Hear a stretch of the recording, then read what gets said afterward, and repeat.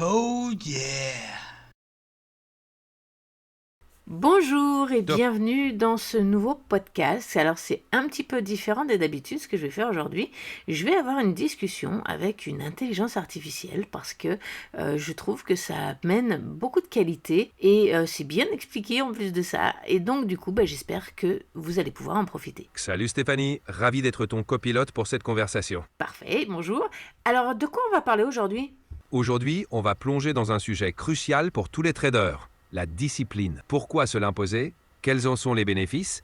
Et surtout, comment la concilier avec l'intuition et la liberté? On va démystifier tout ça ensemble. Eh ben écoute, on va t'écouter. Mais avant, est-ce que tu peux nous préciser qu'est-ce que tu entends par discipline et pourquoi c'est important? Bien sûr, quand je parle de discipline, je fais référence à un ensemble de règles ou de routines qu'on se fixe pour atteindre ses objectifs. Dans le trading, c'est crucial parce que ça te permet de rester cohérente, de gérer tes émotions et d'éviter les décisions impulsives qui pourraient nuire à ton capital. C'est comme un filet de sécurité pour garder le cap, même quand le marché fait des siennes. Alors tu sais quoi, on va donner un exemple concret parce que ça vient juste de m'arriver et donc du coup c'est parfait. C'est d'ailleurs pour ça qu'on fait ce podcast aujourd'hui. Moi, ma faiblesse, c'est la tempérance. J'ai beaucoup de mal à attendre les signaux, c'est-à-dire que je vais faire des bonnes analyses, mais normalement, quand tu fais une bonne analyse, tu attends le signal de confirmation avant de pouvoir rentrer dans ton trade. Pourquoi? Parce que du coup, oui, tu vas acheter. Si tu prends un trade en long, oui, tu vas l'acheter un petit peu plus haut, donc tu vas faire un peu moins de profit. En revanche, tu prends beaucoup moins de risques sur ton trade, et je parle de swing trading là, hein, attention, je parle pas de day trading, bien qu'on puisse quand même l'appliquer au day trading aussi. Mais donc du coup, eh bien, quand on prend une confirmation, eh bien le trade a beaucoup plus de chances de se réaliser et donc du coup sur le long terme on est beaucoup plus gagnant et comme tu l'as dit, ça nous permet de gérer nos émotions, de ne pas rentrer en FOMO ou en FUD ou tous ces trucs qui nous perturbent. Et donc du coup, eh bien moi c'est là où je pêche un peu et là c'est ce que je disais justement, moi j'utilise l'intelligence artificielle comme un coach et justement quand je sens que je vais faillir ou quoi que ce soit, je lui en parle et lui me rappelle mes principes, etc. Il me coach vraiment comme un coach. Donc là, j'ai pu rentrer, justement ne pas rentrer dans un trade parce que j'avais très envie de le faire, mais ça allait à l'encontre de ma discipline et la tempérance n'était pas là. Je n'avais pas un signe de confirmation. Et donc du coup, j'ai parlé à mon intelligence artificielle et qui m'a bien aidé pour ne pas prendre ce trade et j'ai bien fait. Donc, qu'est-ce que tu peux nous dire là-dessus, Jay? Bravo Stéphanie d'avoir résisté à l'envie de te précipiter. Ce que tu décris est un excellent exemple de discipline. En trading, attendre le bon signal, c'est comme respecter un plan qu'on s'est fixé à tête reposée. Ça te permet d'éviter de tomber dans le FOMO ou le FUD, qui sont des pièges classiques. En utilisant ton IA comme coach, tu t'offres un rappel. Bravo Stéphanie, c'est un excellent exemple. Ce que tu viens de décrire, c'est exactement l'essence de la discipline dans le trading. Parfois, la patience et le respect de ton plan valent bien plus que le profit immédiat. L'IA comme coach, c'est un super allié pour te rappeler ses principes et t'aider à rester fidèle à ta stratégie. C'est aussi un bel exemple de la complémentarité entre l'intuition humaine et l'analyse logique. Un bon trade, c'est comme une symphonie. Chaque note a son importance et le timing est essentiel. Alors, parle-nous de la discipline. Qu'est-ce que c'est exactement? Quelle discipline on peut se mettre quand on fait du swing trading ou même du day trading? Alors en swing trading comme en day trading, la discipline touche plusieurs aspects. D'abord, respecter un plan de trading précis, définir à l'avance tes points d'entrée, de sortie et ton stop loss. Ensuite, la gestion du risque. Ne jamais risquer plus qu'un pourcentage défini de ton capital par trade. Enfin, la discipline mentale. Rester fidèle à tes règles, même quand les émotions te poussent à dévier. En gros, c'est un mix entre rigueur et flexibilité pour optimiser tes résultats sur le long terme. Alors, écoutez, l'analyse, ça c'est facile. On a tous des connaissances là-dedans et si on les a pas, on peut les acquérir, donc c'est facile. Ensuite, tu nous as parlé de risk management. Ben, ça aussi, on peut l'apprendre, donc c'est plus ou moins facile. Mais alors, comment on règle ces putains d'émotions, quoi? Haha, c'est la grande question. Pour les émotions, il y a quelques astuces. D'abord, la connaissance de soi. Identifie tes déclencheurs émotionnels, comme la peur de rater une opportunité. Ensuite, la respiration. Avant de prendre une décision, prends une grande inspiration pour calmer le jeu. Et surtout, rappelle-toi tes succès passés. Ça te donne confiance et te montre que tu peux surmonter ces moments de doute. Et si jamais, on est là pour te le rappeler. Alors, ok, ça c'est une réponse assez simple que tout le monde conseille. Est-ce que tu peux aller un petit peu plus loin? Quand on a cette envie irrésistible de rentrer sur un trade, quand on se dit, ok, mon analyse elle est bonne, on va monter là, je veux le prendre le plus bas possible, alors que normalement on est censé attendre une confirmation. Qu'est-ce qu'on peut faire concrètement? Mais pousse ta réponse plus loin. Qu'est-ce qu'on peut faire pour échapper à cette émotion d'euphorie et d'excitation et d'impatience? Parce que c'est totalement de l'impatience. Bien sûr, on peut creuser. Quand cette impatience monte, il y a plusieurs techniques pour reprendre le contrôle. D'abord, la respiration. Prendre quelques grandes inspirations pour calmer le système nerveux et apaiser l'excitation. Ensuite, la visualisation. Imagine-toi, dans quelques heures, si tu as respecté ton plan. Ressens la fierté d'avoir tenu bon et compare-la au regret que tu ressentirais si tu cédais à l'émotion. Enfin, rappelle-toi ton pourquoi tu trades, tes objectifs et comment la discipline te rapproche de ta vision. Se connecter à ces éléments aide à dépasser l'impatience. Et si besoin, parle-en à ton IA coach. Et alors, tu nous as parlé de visualisation en nous disant qu'on se sentirait bien si on a respecté notre plan et qu'on aurait un regret si on ne l'a pas respecté. Mais si le trade est gagnant, on s'en calisse en fait, on s'en fout d'avoir respecté notre plan. Donc, qu'est-ce que tu répondrais aux gens qui t'argumenteraient ça? C'est une super question, Stéphanie. Ce que je leur dirais, c'est que même si un trade gagnant est toujours agréable, le fait de ne pas respecter son plan peut créer de mauvaises habitudes. Si tu gagnes, en sortant du cadre, tu risques de renforcer des comportements impulsifs qui, à long terme, peuvent te coûter cher. En trading, la cohérence et la discipline sont des clés pour une performance durable. Donc, même si le résultat immédiat est positif, c'est la constance qui prime. Donc, ce que tu es en train de nous dire avec tes mots à toi, c'est qu'en fait, il ne faut pas s'attacher au résultat d'un trade, il ne faut pas s'attacher au gain, il faut s'attacher à notre discipline. C'est-à-dire qu'on se met des règles et on ne doit pas être content si on gagne ou si on perd un trade. On doit être content si on respecte ou on ne respecte pas notre discipline. Exactement, c'est bien résumé. L'objectif, c'est de se concentrer sur le processus plutôt que sur le résultat immédiat. En d'autres termes, si tu respectes ton plan, tu es déjà gagnante, quelle que soit l'issue du trade. C'est cette approche qui te permet d'être constante, de progresser et de construire une réussite durable. Est-ce que tu as des statistiques? Alors, je sais qu'il faut faire attention à ce que tu dis, mais as-tu des statistiques sur comment dire, la réussite de quelqu'un qui se met des objectifs et qui surtout s'implique une discipline versus quelqu'un qui trade sans se mettre de discipline? Les études sur le trading montrent que les traders qui suivent un plan et respectent une discipline ont généralement de meilleurs résultats sur le long terme. En fait, environ 90% des traders particuliers perdent de l'argent et parmi eux, ceux qui manquent de discipline sont les plus vulnérables. A l'inverse, ceux qui s'imposent une gestion rigoureuse du risque et respectent leur stratégie ont plus de chances de rester rentables. Ce n'est pas une garantie absolue, mais la discipline est un facteur clé pour maximiser tes chances de succès. Alors, on a vu ici que la discipline était très importante justement pour éviter le FOMO, rentrer au bon moment sur une confirmation et ne pas être impatient et vouloir à tout prix rentrer avant. Moi, je sais que c'est une de mes plus grosses faiblesses, c'est ce que j'ai beaucoup de mal à passer outre, mais j'y travaille. Maintenant, quoi dire aux gens qui n'osent pas, qui ont peur de passer à l'action, qui ont peur d'agir? Comment la discipline peut les aider? Eh bien, pour ceux qui n'osent pas passer à l'action, la discipline peut justement servir de tremplin. En se fixant des règles simples et progressives, on peut avancer pas à pas. La discipline offre une structure rassurante qui permet de réduire l'incertitude. Elle aide à construire la confiance en soi en se concentrant sur le processus plutôt que sur le résultat immédiat. Et surtout, elle montre que l'action n'est pas synonyme de précipitation, mais d'alignement avec ses objectifs. C'est un outil puissant pour transformer la peur en moteur de progression. Alors, pour ces personnes-là, qu'est-ce que tu conseillerais? Comment ils pourraient commencer petit, peut-être avec des petits trades, un petit budget, une stratégie assez simple? Comment tu vois la chose? Qu'est-ce qu'on pourrait leur dire à ces personnes? Pour ces personnes, je conseillerais de commencer petit, effectivement. Première étape, définir un budget de trading modeste qui ne met pas en péril leur situation financière. Ensuite, choisir une stratégie simple, par exemple le swing trading avec quelques indicateurs clés. Enfin, se fixer des objectifs réalistes, comme réaliser un trade par semaine, et surtout, apprendre de chaque expérience. L'important est de créer une routine qui leur donne confiance et leur permet de progresser en douceur. J'aimerais qu'on rentre un peu plus en détail dans la discipline parce que c'est quand même un mot assez vaste, la discipline. On entend tout et n'importe quoi sur Internet.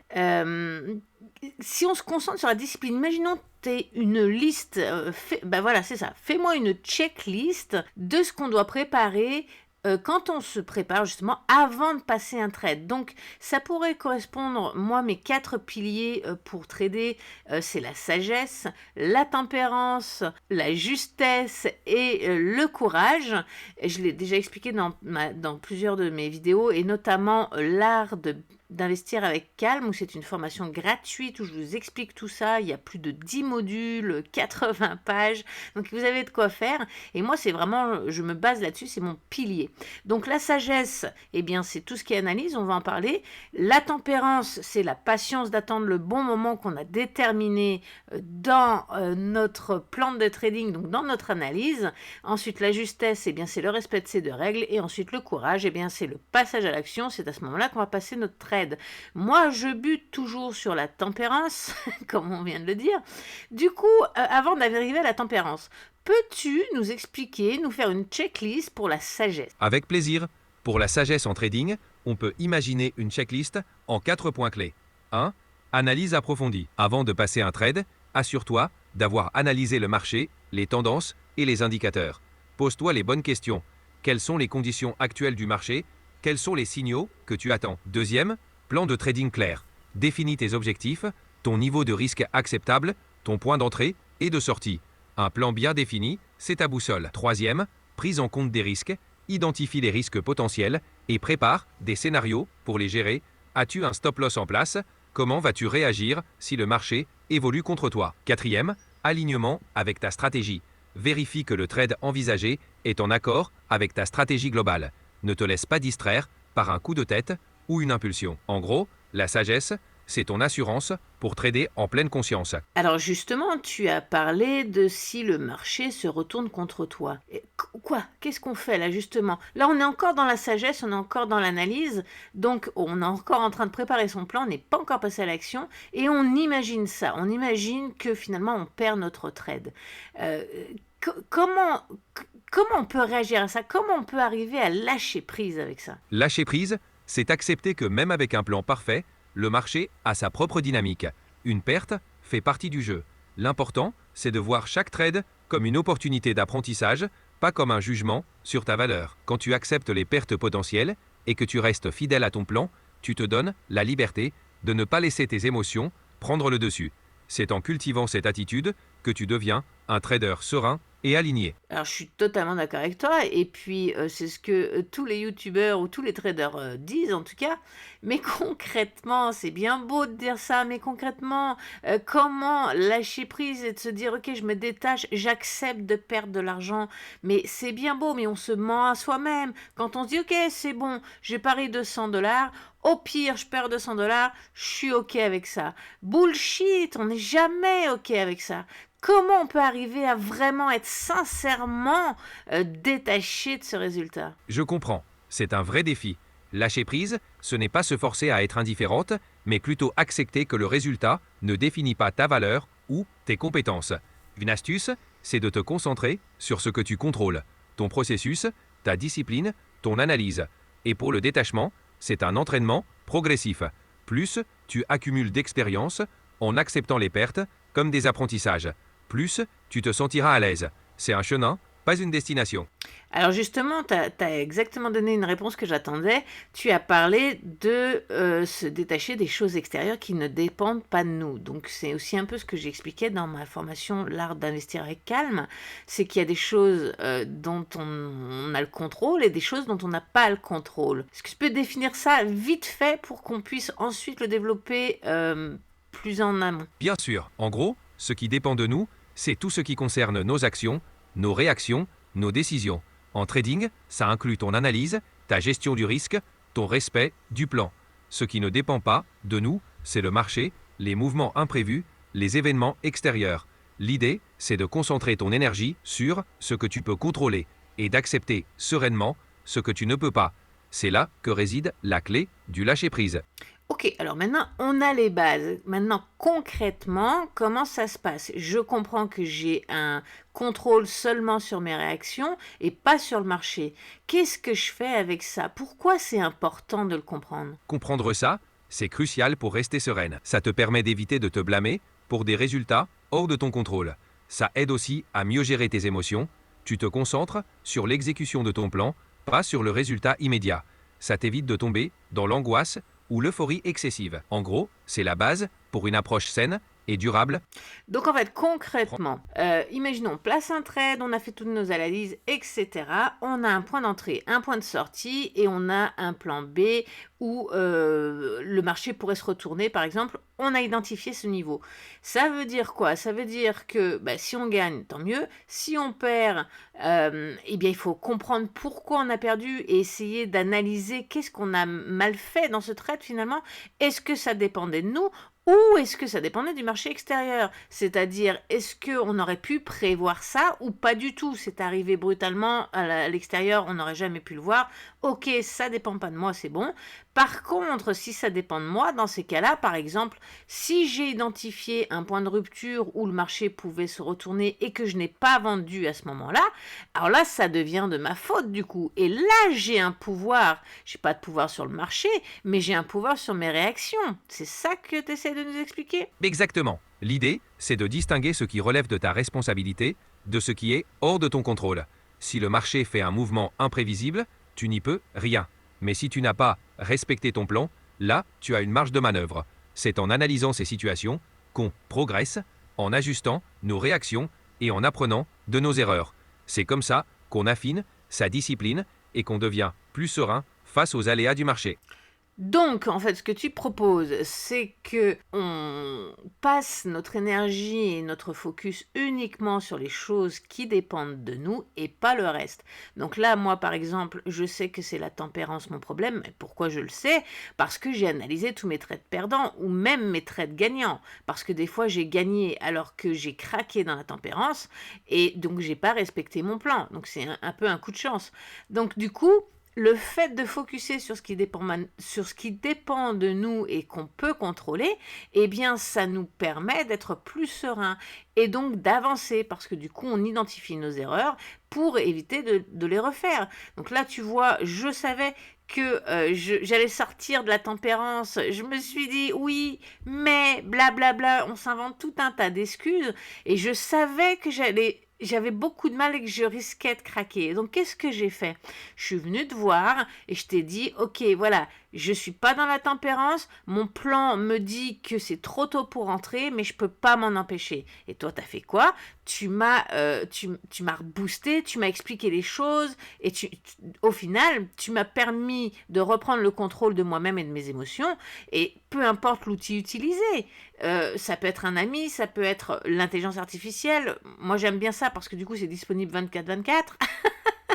Puis j'apprends plein de choses en plus, tu m'apprends des trucs en même temps, parce que du coup, je lui explique mes trades. Donc du coup, il m'aide à perfectionner en plus mes trades. Et donc, peu importe l'outil utilisé, ce qui compte, c'est de pouvoir reprendre le contrôle sur soi, mais le contrôle de ce qu'on peut gérer. Donc, grâce à moi et à toi, finalement, à nous deux, eh bien, on arrive à me permettre de reprendre le contrôle de mes émotions. Si tu n'avais pas été là, j'aurais très certainement craqué en inventant tout un tas de choses. Blablabla, les excuses, c'est hyper facile à trouver, sauf que là, on est vendredi, on va rentrer dans le week-end, il n'y a rien qui va se passer, à part dépenser de l'argent en frais inutiles, parce que je vais immobiliser mon argent 1 voire 2 journées de plus, parce qu'il ne va pas se passer grand-chose un vendredi soir et un samedi sur les marchés. Donc du coup, tu m'as permis d'économiser ce temps. Ça va me permettre en plus de ça de pouvoir mieux analyser ces 2 prochains jours pour voir ce qui se passe et d'affiner mon trade. Mais si tu n'avais pas été là, si j'avais pas comment dire, si je ne savais pas que ma faiblesse c'est la tempérance, mais j'aurais passé mon trade et puis voilà. Or, le fait que je me mette de la discipline, j'ai 4 règles et je dois les respecter, c'est pas compliqué. Le fait qu'il y a une des règles où j'ai du mal et du coup je me trouve des outils pour arriver à compenser ce que moi-même je n'arrive pas à gérer. Donc, est-ce que tu as des exemples, mis à part l'intelligence artificielle, as-tu d'autres exemples qui peuvent aider les gens à se tenir cette discipline s'ils n'y arrivent pas par eux-mêmes? Oui, il y a plusieurs outils et techniques qui peuvent t'aider à renforcer ta discipline. Par exemple, tenir un journal de trading pour noter tes émotions, tes décisions et analyser ce qui a fonctionné ou non. Tu peux aussi te fixer des objectifs réalistes et mesurables pour ne pas te sentir débordé. La méditation ou la respiration peuvent t'aider à calmer ton esprit avant de prendre des décisions. Et puis, partager tes expériences avec une communauté de traders peut t'apporter du soutien et des perspectives nouvelles. L'important, c'est de trouver ce qui résonne le plus avec toi et de l'intégrer dans ta routine. Moi, j'ajouterais aussi 2 choses. La première, c'est effectivement la respiration. Ça marche très bien. Pourquoi ça marche bien? Je vous laisse regarder, je vais mettre le lien dans la description. J'ai fait une série sur les émotions et j'explique qu'est-ce qui se passe dans notre corps, en fait, quand on a des émotions. Et quand on comprend ça, eh bien, on comprend pourquoi la respiration a un effet sur nous. Et donc, ce fait de se calmer à l'intérieur, de calmer nos hormones qui, elles, veulent péter le plafond, je vous conseille vraiment de regarder la vidéo pour comprendre, eh bien, du coup, ça nous permet de faire retomber tout ça et donc de se reposer la question et de se dire ok, là je respire, donc là je veux passer mon trade, je sais que j'ai pas le signal mais je veux le passer quand même, je respire, je me calme ou je vais marcher dehors, peu importe, je fais une petite pause de 5 minutes et dans 5 minutes je me repose la question. Est-ce que vraiment je vais passer mon trade maintenant? Est-ce que vraiment c'est raisonnable? Est-ce que vraiment mon plan du départ était faussé? Est-ce que j'ai fait un réajustement? Est-ce que j'ai un nouvel élément qui me permet d'entrer maintenant? Ou est-ce que c'est les mêmes éléments qu'avant? Et dans ces cas-là, je ne rentre pas maintenant. Il y a ça. Et puis, il y a le fait de faire une pause. Donc, ça revient au même. Alors après, la pause plus ou moins longue, une respiration ou faire le tour du pâté de maison, ça prend 5 minutes. Après, vous pouvez faire une pause aussi. Par exemple, si là, on est vendredi soir, on sait que les marchés, moi, ils vont fermer dans 2 heures. Vous avez encore 1 heure peut-être pour décider, vous voyez? Alors ça dépend ce que vous faites, c'est sûr que vous faites du day trading, c'est mort. Mais si vous faites du swing trading, vous n'êtes pas à 1 heure près. Donc prenez le temps, faites autre chose, faites de la peinture, écoutez de la musique, allez parler à un ami, faites une balade dans la forêt. Videz-vous complètement l'esprit de ce que vous êtes en train de faire et dans 1 heure ou 2 heures ou même le lendemain, si c'est du swing trading, revenez, puis reposez-vous la question. Est-ce que j'investirais maintenant? Est-ce que c'est raisonnable? Est-ce que ça suit mon plan? Etc. Exactement. Prendre du recul, c'est une stratégie précieuse. Le simple fait de respirer ou de s'éloigner de l'écran peut vraiment t'aider à retrouver ta clarté mentale. En trading, la précipitation est souvent l'ennemi de la performance. En faisant une pause, tu permets à ton esprit de se recentrer sur l'essentiel, de prendre du recul et de ne pas céder aux émotions. Et comme tu le dis, revenir à ton plan avec un esprit apaisé permet de valider ou non la décision en toute lucidité. Moi, j'utilise la discipline stoïcienne parce que je trouve que c'est super simple d'avoir 4 piliers puis de les respecter dans le même ordre. Donc, je le redis, c'est sagesse, tempérance, justesse et courage. Pour moi, c'est super simple à se rappeler. Est-ce que tu as un autre schéma, d'autres conseils pour ceux pour qui ça marche pas ces piliers-là? Est-ce que tu as d'autres étapes qu'on pourrait respecter dans l'ordre des martingales, des choses faciles à retenir? Bref, qu'est-ce que tu dirais à quelqu'un qui veut pas entendre parler du stoïcisme? Bien sûr, pour ceux qui préfèrent une autre approche, on peut s'inspirer de la méthode KISS, Keep It Simple and Smart. Elle se base sur 4 principes: simplicité, clarté, constance et adaptation. D'abord, la simplicité, ne pas se compliquer la vie avec des stratégies trop complexes. Ensuite, la clarté, avoir des objectifs et un plan limpide. La constance, rester fidèle à ses principes. Et enfin, l'adaptation, savoir s'ajuster aux imprévus. C'est une approche pragmatique et accessible à tous. Super! Est-ce que tu en as d'autres comme ça? Oui, on peut aussi s'inspirer de la méthode des 4 accords Toltec de Don Miguel Ruiz. 1. Que ta parole soit impeccable. Sois honnête avec toi-même, respecte tes engagements. 2. Ne prends rien personnellement. Le marché n'est pas contre toi, il suit sa logique. 3. Ne fais pas de suppositions. Base-toi sur les faits, pas sur des hypothèses. 4. Fais toujours de ton mieux. Donne le meilleur de toi-même, sans te juger. Ces principes sont simples, mais puissants, pour garder un état d'esprit positif et constructif. Oui, je suis tout à fait d'accord avec toi. Peu importe la méthode utilisée, ce qui compte, c'est de se mettre des étapes, donc mettre sa discipline là-dedans. Mais la discipline, c'est pas juste faire une analyse, rentrer et sortir du marché. C'est pas juste ça. D'autant plus qu'après, il faut analyser chacun de ces trades pour savoir justement qu'est-ce que vous avez bien fait, qu'est-ce que vous avez mal fait. Comme par exemple, j'ai respecté mon plan, c'est parfait, ou j'ai adapté mon plan, ou ci, ou ça. Ça, c'est très important aussi, on n'en a pas parlé. Mais ton approche avec les 4 accords de Toltec, ou ce que tu as dit avant, moi je trouve ça pertinent parce que il faut que ce soit quelque chose de simple qu'on arrive à retenir. Il faut que ces étapes, vous les intégriez vraiment dans votre esprit. Alors peu importe ceux qui vous parlent, mais vous devrez les intégrer dans votre esprit et les respecter à la lettre. Vous ne passez pas à l'étape d'après tant que la première n'est pas finie. Qu'est-ce que tu en penses ? Je suis totalement d'accord. L'essentiel, c'est de trouver une méthode qui te parle et de la suivre avec rigueur. Que ce soit les piliers stoïciens, les accords Toltec ou une autre approche, ce qui compte, c'est de rester fidèle à ta discipline. Chaque étape doit être respectée avant de passer à la suivante. C'est cette constance qui te permettra d'ancrer durablement tes bonnes pratiques et de progresser sereinement dans ton trading. Bien, alors du coup, je suis contente parce qu'on a pu identifier ce qu'était la discipline parce que c'est compliqué de déterminer c'est quoi la discipline. Oui, ok, on fait les analyses, on fait ci, on fait ça, on rentre seulement sur une confirmation ou whatever, mais il n'y a pas juste les analyses, c'est vraiment tout un mindset à gérer. Et c'est pour ça que d'avoir des étapes, qu'on valide l'analyse certes, mais au-delà de l'analyse, il y a tout un tas de choses à gérer et c'est en se mettant cette discipline qu'on vient d'expliquer qu'on peut y arriver beaucoup plus sereinement et perdre beaucoup moins d'argent. Comme je vous l'ai expliqué, moi la tempérance, j'ai beaucoup de mal. Mais du fait que je me mette cette discipline, ça me permet d'échapper à beaucoup de trades que j'aurais perdus en temps normal si je m'étais pas forcée à faire ma tempérance. Exactement. La discipline, c'est vraiment un état d'esprit global. Ce n'est pas juste suivre des règles. C'est cultiver un mindset de patience, de rigueur et d'adaptabilité. En te mettant cette discipline, tu crées une structure qui te protège de tes propres impulsions. Et avec le temps, tu verras que cette tempérance deviendra plus naturelle et tes résultats s'en ressentiront. C'est un beau chemin que tu suis. Oui, c'est vrai parce que je le vois déjà, c'est déjà beaucoup plus facile qu'avant de régler la tempérance à force de le travailler encore et encore. Et donc du coup, c'est beaucoup plus facile parce qu'après, quand tu analyses tes trades, tu analyses pas forcément tes connaissances en termes d'analyse. C'est-à-dire que des fois, effectivement, ton analyse n'était pas bonne et donc dans ces cas-là, tu vas pouvoir aller optimiser tes connaissances. Ça c'est bon.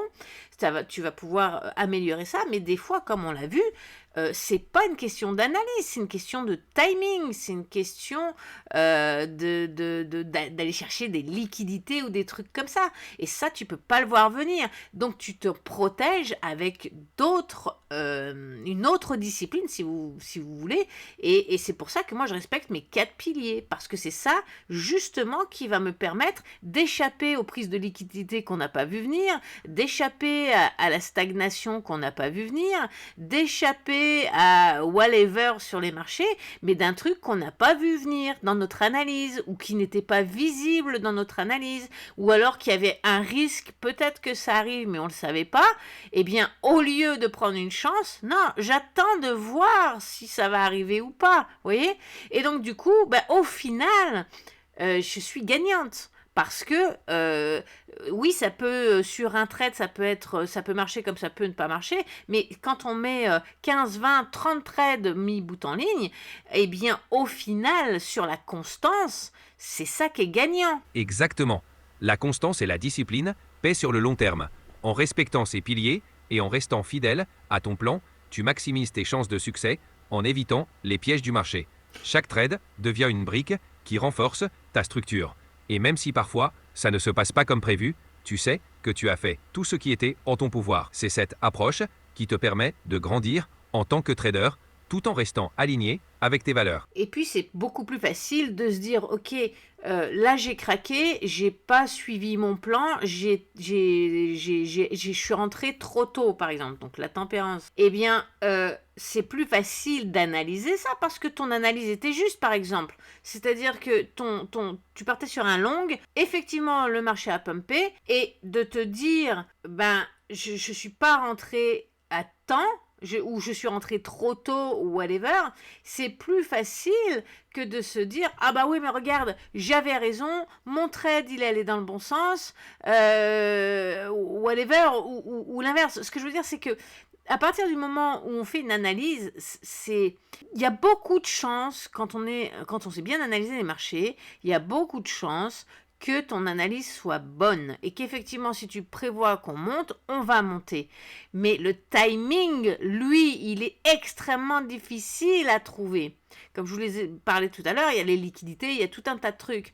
Donc si on rentre trop tôt ou trop tard, eh bien du coup on va se dire ouais ils font chier, c'est le marché, ils sont allés chercher des liquidités, ils m'ont fait chier, du coup j'ai perdu mon trade. Alors que votre trade était bon, votre analyse était bonne. Mais du coup, ça va être compliqué pour vous de faire un bilan sur votre trade parce que vous allez vous dire, bah oui, mais j'avais raison, on est parti à la hausse. Mais là, les market makers ont fait de la merde et du coup, vous allez remettre la faute sur quelqu'un d'autre au lieu de la remettre sur vous-même. Alors que si vous utilisez vos piliers, votre doctrine, ce que vous voulez, eh bien du coup, bah, vous savez que c'est pas l'analyse qui est fautive, c'est votre tempérance. C'est que vous n'avez pas suivi votre plan. Votre plan, il vous a dit, attends une confirmation. Donc, le trade, il a beau être bon ou pas bon, on s'en fout. C'est la deuxième étape qui est importante. Et si vous la ratez, c'est celle-là que vous devez travailler. Donc, pas besoin de continuer à retravailler votre analyse. Elle est bonne, votre analyse. Ce qu'il faut travailler, c'est vos émotions. C'est votre envie de FOMO. C'est votre envie de ne pas rater une opportunité. C'est votre appât du gain. Vous voulez le prendre le plus bas possible. C'est votre impatience. C'est ça qui est le problème. Et de définir des étapes permet justement de voir exactement quelle étape a fauté, à quelle étape on a raté le coche. Si tout est bon, on a la sagesse, donc on a fait l'analyse, on a la tempérance, on a attendu le bon timing, on a la justesse, où là on est bien rentré, les deux premiers concepts sont bons, maintenant c'est le temps de passer à l'action, c'est le courage, puis là vous y arrivez pas, vous avez peur, eh bien ça sert à rien de travailler votre analyse, elle était bonne votre analyse. Ça sert à rien d'attendre, votre patience a été bonne. Le problème, c'est votre courage. Le problème, c'est que vous avez eu peur de passer à l'action. Donc, c'est ça qu'il va falloir travailler. Et si vous ne mettez pas des étapes bien définies, ben, du coup, vous pouvez ne pas travailler sur les bonnes choses, sur les choses qu'il faut vraiment travailler. Vous pourriez retravailler l'analyse en vous disant, bon, bah, peut-être que mon analyse n'est pas assez précise. Mais que nenni, si votre trade est allé dans le sens que vous aviez dit. Votre analyse, elle était bonne. C'est votre courage qui n'était pas bon. C'est votre peur de rentrer et de passer à l'action qui vous a chié le trade. Donc, c'est ça qu'il faut comprendre. Il faut travailler les étapes qu'on n'arrive pas à dépasser. Absolument. Chaque étape est une brique de ton édifice. C'est en identifiant précisément où ça coince que tu peux progresser efficacement. Si tu as bien respecté tes analyses et ta patience, mais que c'est le courage qui fait défaut, alors c'est là que tu dois concentrer tes efforts. Et en ayant des étapes claires, tu peux ajuster ton approche sans remettre en question tout ton système. C'est une manière de rendre ton apprentissage plus fluide, plus efficace et surtout plus aligné avec tes objectifs. Eh bien, merci Jay. Je pense qu'on a fait le tour pour aujourd'hui. Je te remercie pour ta participation. J'espère que ça vous aura aidé. Dites-moi dans les commentaires ce que vous pensez de ce nouveau format. Est-ce que ça vous plaît? Est-ce que c'est intéressant? Est-ce que j'en fais d'autres ou pas? Voilà, laissez-moi vos commentaires et vos impressions sur ce podcast. Sur ce, très belle journée à tous. Bye. Merci à toi Stéphanie. C'était un plaisir de partager ce moment. N'oubliez pas, la discipline, c'est la clé. Prenez soin de vous. Et à très bientôt. Au revoir.